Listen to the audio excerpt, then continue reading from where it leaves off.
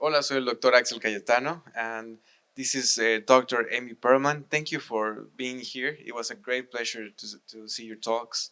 So, can you please tell us about the latest things in premature ejaculation, uh, fillers, and all your talks, please?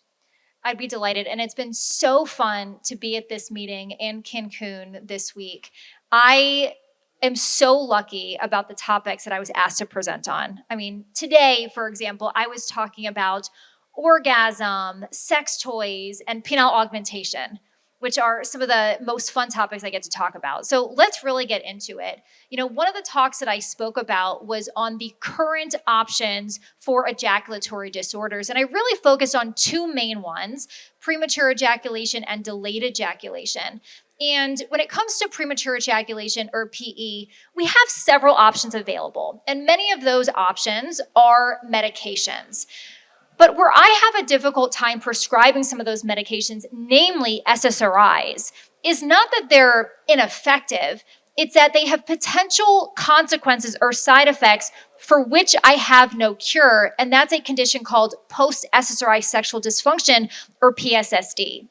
So I see a lot of patients, I'm sure you see a lot of patients too, who have premature ejaculation. We oftentimes define it by someone having an orgasm within 1 or 2 minutes of being in a vagina. But I really like to expand that definition, and really anyone who wants to last longer, what safe options do we have to help that person?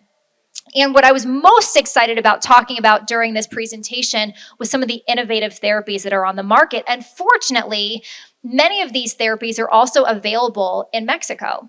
So one of the options, we'll do a little show and tell today, is the Myhixel device. This is a device that was developed by a company in Spain, and it's a training device that mimics a vagina. So I'm gonna have you hold my mic real quick so I can show the crew. Sure.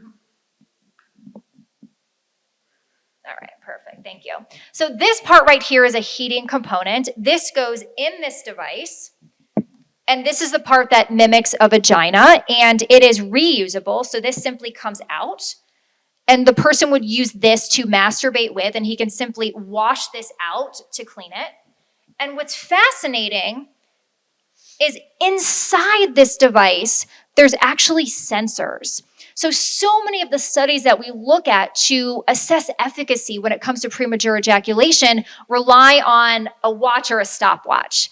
That's really challenging to do. So the cool thing about this technology is it uses sensors to actually track the length that the person is able to last for in real time. But it's not enough to use this device, because so much of the benefit when it comes to lasting longer is using cognitive behavioral therapy to teach the person how to prolong their ejaculatory reflex, and what we call a sphincter control training program. So the novelty of this therapy, Myhixel, is it uses a training device in combination with CBT to help men last longer. But what I like about it also is that it can be used in the comfort of one's home. One of the challenges that we have in our clinics and busy clinics is we may not have the time to do all this training, and we certainly are not experienced or have expertise in teaching CBT therapy. So it's like, what technologies can patients use at home where they can still get that, but may necessarily not need to see a sex therapist or have us walk us through that? So I'm excited about this technology. There's another company called Tenga. They're a company out of Japan. They are not currently available in Mexico, but crossing fingers, we're hoping that they will be available in Mexico. And these are disposable training devices. So when we think about delayed ejaculation, we have way fewer options to help men compared to premature ejaculation. And really with both of those, we have no FDA-approved medications. These are disposables, and depending if someone wants to last longer or orgasm sooner, the inside has different different tightnesses.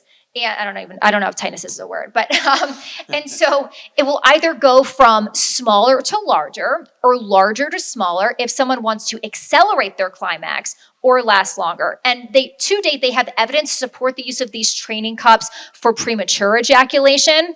I haven't seen research on delayed ejaculation. They have a whole protocol for it, but I recently reached out to the company to see, hey, have you done any studies on this? So stay tuned for that. One other device.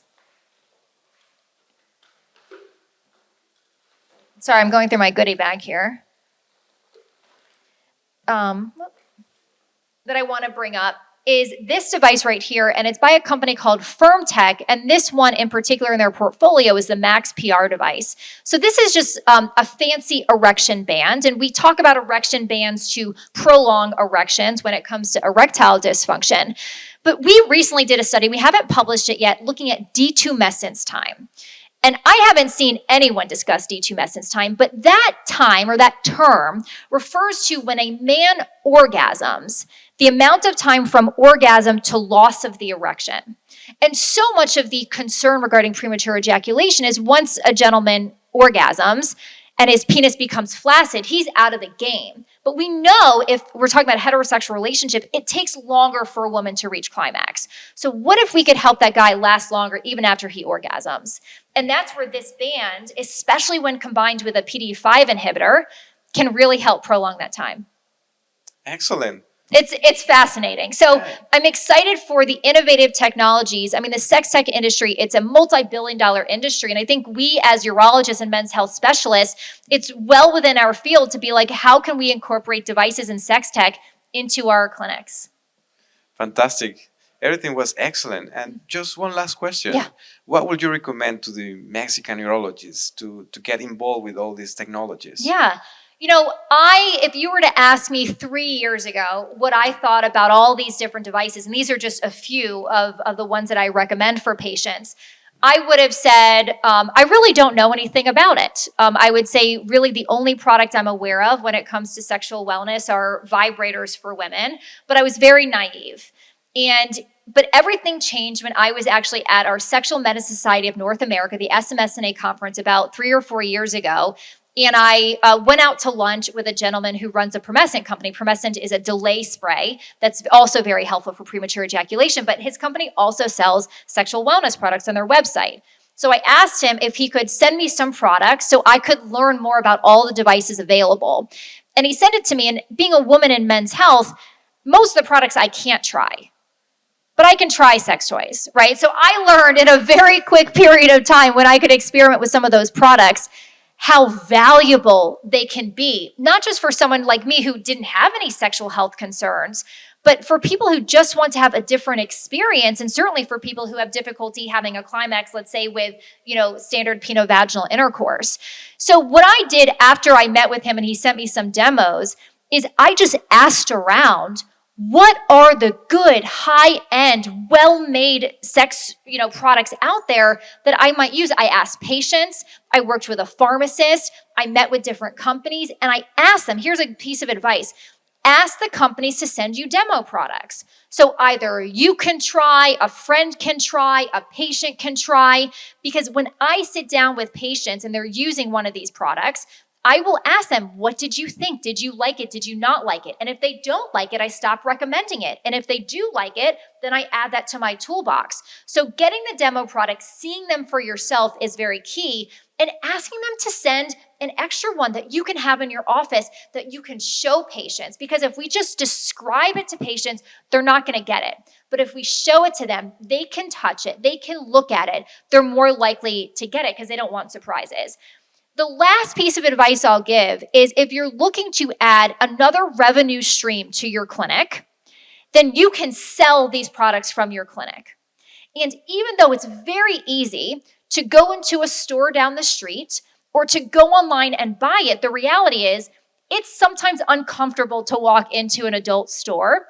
And even though you could easily order on Amazon, what we oftentimes forget is if you order something from Amazon, what happens?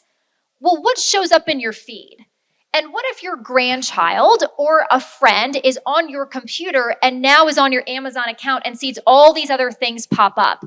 That alone could be a barrier to someone getting one of these products. So when I started selling these from my clinic, people love being able to purchase them in clinic, leave home, they can start using it, and they don't have to worry about their feed on Amazon.